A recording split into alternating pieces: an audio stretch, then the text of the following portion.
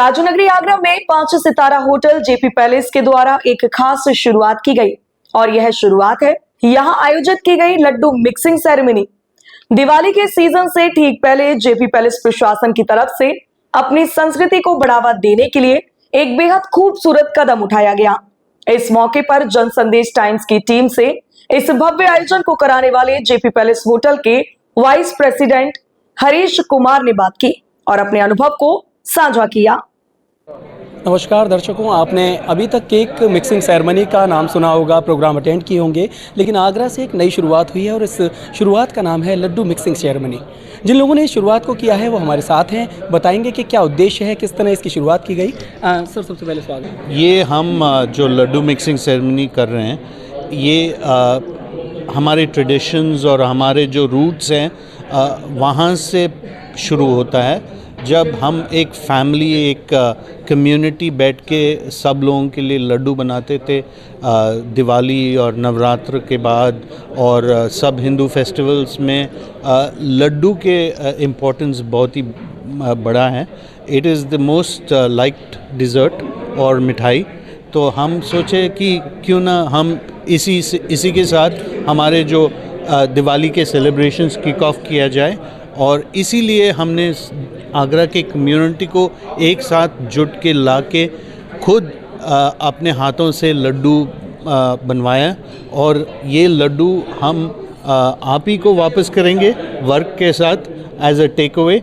तो ये आइडिया है कि हम सबको एक कम्युनिटी फील प्रोवाइड करें और एक नया ट्रेडिशन शुरू कराएं। कहीं ना कहीं संस्कृति को एक तरीके से प्रमोट किया जा रहा है। हाँ जी, बिल्कुल। हमारे जो पीएम हैं नरेंद्र मोदी जी, वो भी संस्कृति को प्रमोट करते हैं, स्वदेशी अपनाने की बात करते हैं, तो एक तरह से उनको सपोर्ट किया जा रहा है। बिल्कुल बिल्कुल। कोई सोचा ही नहीं होगा कि ऐसा भी एक सेरेमनी हो सकता है। तो ये एक यूनिक ट्रेडिशन है। हम इसको ट्रेडिशन ही रहने दें न दें, और हम इसको एक नया ट्रेंड समझ के इसको आगे बढ़ाएं।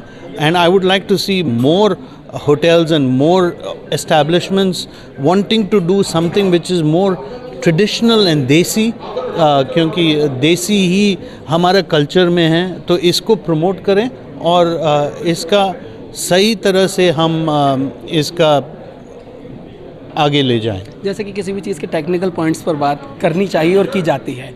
लड्डू मिक्सिंग को जो आपने कहा है, क्या मिक्सिंग किस तरह से ये की जाएगी और क्या थोड़ा? ये बूंदी है बेसिकली। लड्डू 4-5 चीज़ों से बनती है। मेन इंग्रेडिएंट तो बूंदी है।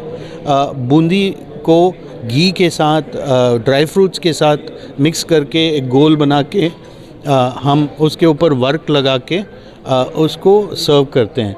तो दिस इज़ टेक्निकली बहुत ही इजी है ये प्रोसेस। खाली बूंदी मेकिंग बहुत डिफ़िकल्ट है, बट जब बूंदी बन जाती है बाकी सब चीज़ें जुड़ के एक लड्डू बन जाती है। तो वही है आइडिया।